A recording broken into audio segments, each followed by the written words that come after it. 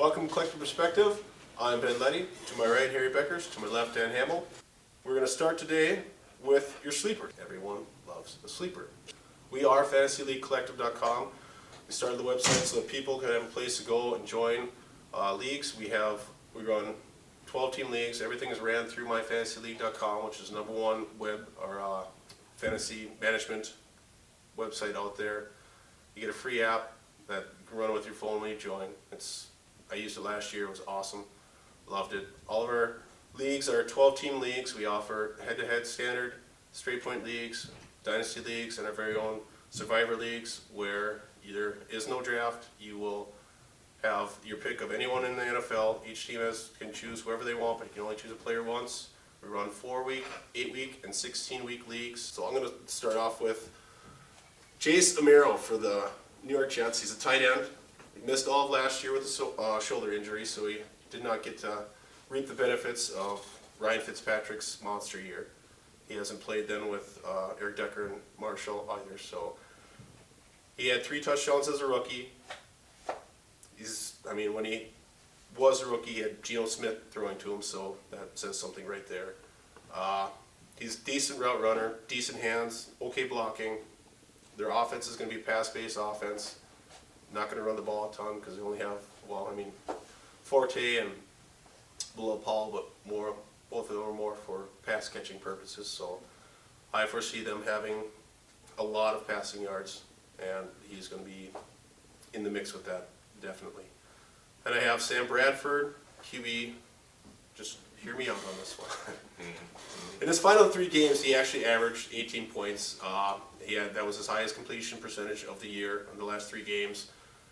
In the last 6 games, he found a good connection with Matthews. Matthews had 6 touchdowns averaged 6 touchdowns in the last 6 games. Chip Kelly's out.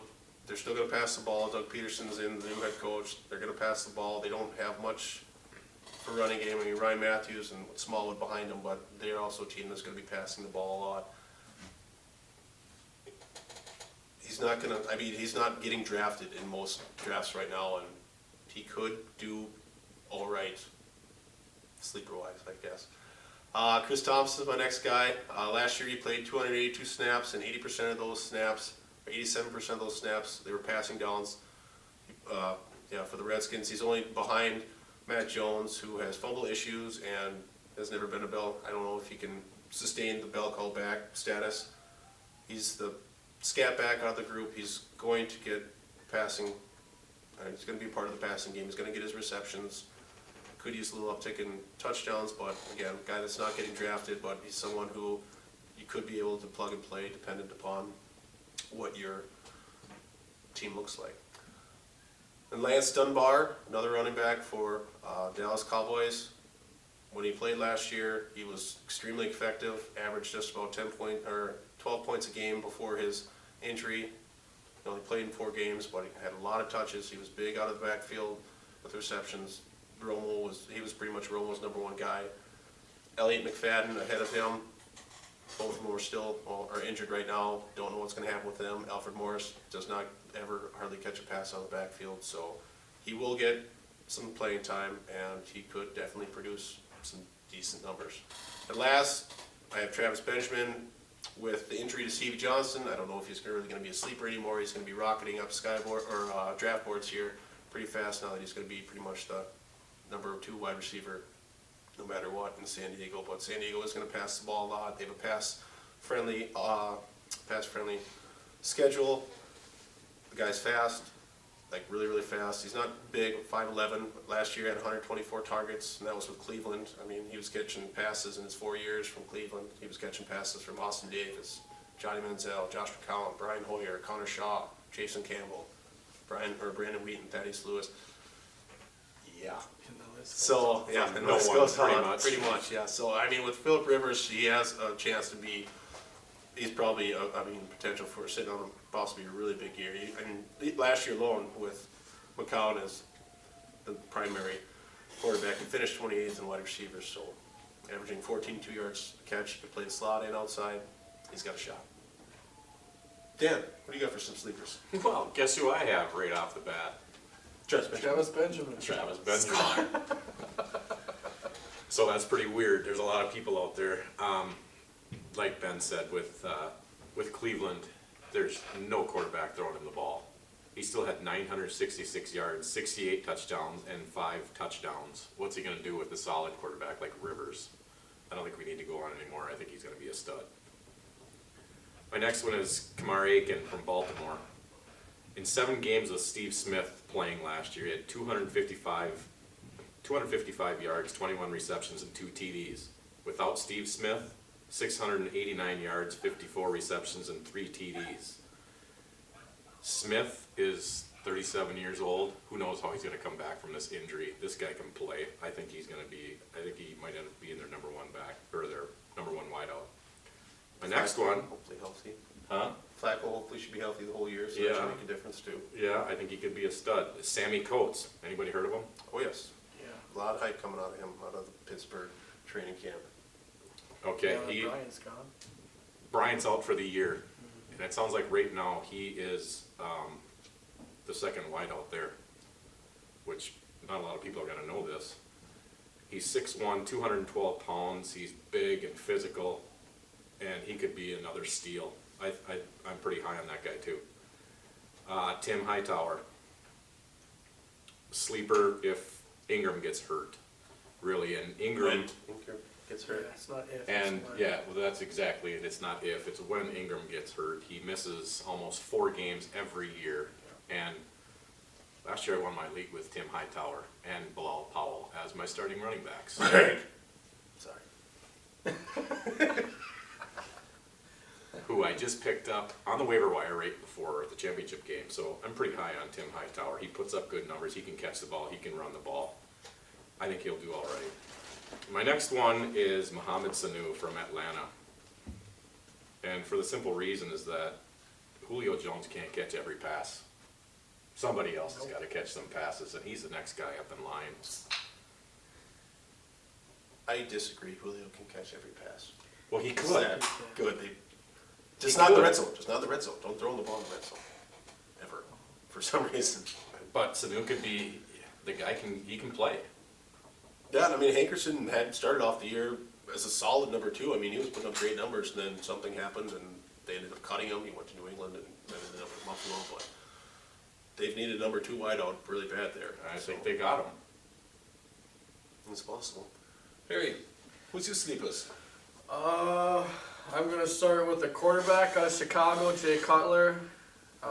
He's pretty much all the receivers you need in Alshon Jeffrey and White, and a tight end with Miller.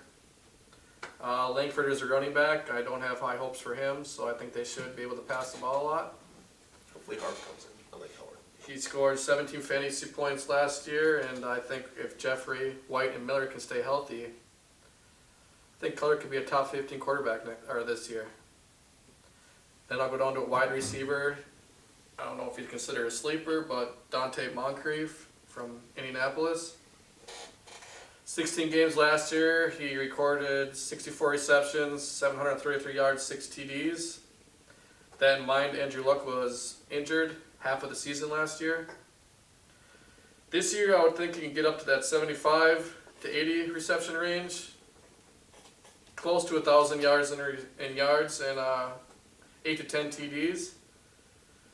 I would think that if you can get him in the 5th to early 6th round, I would think that'd be a steal for Dante. Yeah, go with that. And then, He's better than Hilton. well, that's just it. Can actually catch a I think touchdown. so too. He's a big guy, Yep. you know, for red zones. And then I'll go with a tight end out of Detroit, Eric Ebron. Again, 14 games last year, 47 receptions, 537 yards, 5 TDs. Kelvin Johnson's gone now, he's retired, so Ebron should be the number 1 tight end. Well, I think Pettigrew is I think he's in. he's injured, and then Tim Wright's out for the season, so Right. they don't have any depth whatsoever. So if Brown can stay healthy, yeah, he should be on the field a ton.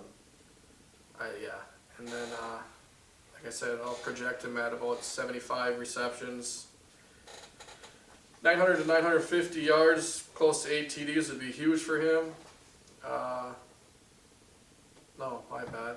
I got him at 60 to 65 receptions, 650 yards, and 5 to 6 TDs would be great for Ebron. He'd be probably, again, if you can get him at the 7th or 8th round, maybe a little lower, he's a great option. I've been riding this guy the whole year. Cleveland running back Duke Johnson. Oh, yeah. I feel like I repeat myself with him, but I love the guy. Huge upside in the PPR for sure. If he overtakes Crowell as a future back, he will have standard league relevance, in my opinion. Johnson's the best offensive player on the team. Gordon's coming back, but we don't know what he's going to be all about. Last year he had 104 attempts, 379 yards rushing, 61 receptions, 534 yards, and 2 TDs. Notice in rushing he had no TDs, so we need to bump that up a little bit. So I'm hoping he can at least get 160 to 200 touches rushing, 600 to 700 yards rushing, 4 to 5 TDs, and then 55 receptions, 450 yards, 2 TDs. RB2 upside PPR. Go with the upside. So I sit here and notice that I got the most gray in the beard, like by far, and I'm the youngest on the panel. You didn't see me with my beard, did you? Last sleeper, everybody should love this one. I'm going with Carlos Hyde, running back out of the Niners. Injury riddled 2015 season. Might have people staying clear of him. Chip Kelly loves his running backs. If Hyde is healthy and gets close to 300 carries, And plays the Vikings every week. I think he could challenge for a rushing title this year. That's going to be one of my predictions. Quote me on that. Hyde, You close can't to see rushing what there title are. this There's year. beer that he's been drinking. 300 carries, yeah. That's, If he can get close to 320 carries, he'll be a top 5 back this year. and we were going on about this yesterday. And it's, I mean, San Francisco offense is in shambles. Crap. Defense is in is shambles. crap. They're going to be behind. He's not- Quarterback is crap. So pretty much you're going to get Hyde, And injured Hyde. And what, Smith? Torrey Tight end Smith. Torrey Smith. Torrey Smith, Vance McDonald, who actually was one of the guys I thought about doing as a sleeper. It's, yeah, challenging for even if so. Bold prediction right there. It's on. Hyde fall. gets 300 carries or more, he'll be in contention for the rushing title. I'd say if he gets 500. You can he'd be reach right him there. at harry@fantasyleaguecollective.com. Email him and let him know of your opinions on that. We don't need to go too much more into that. That covers our sleeper section for today. We are fantasyleaguecollective.com. You can find us at that, fantasyleaguecollective.com. We're on Facebook, fantasyleaguecollective.com. You can tweet us, get a hold of us, email us, whatever you want. We have podcasts you can find on Podbean, which is a free app that you can download. You can get us on your iPhone or on your Google phone, whatever one you got. Yeah, that covers us for today. Thanks.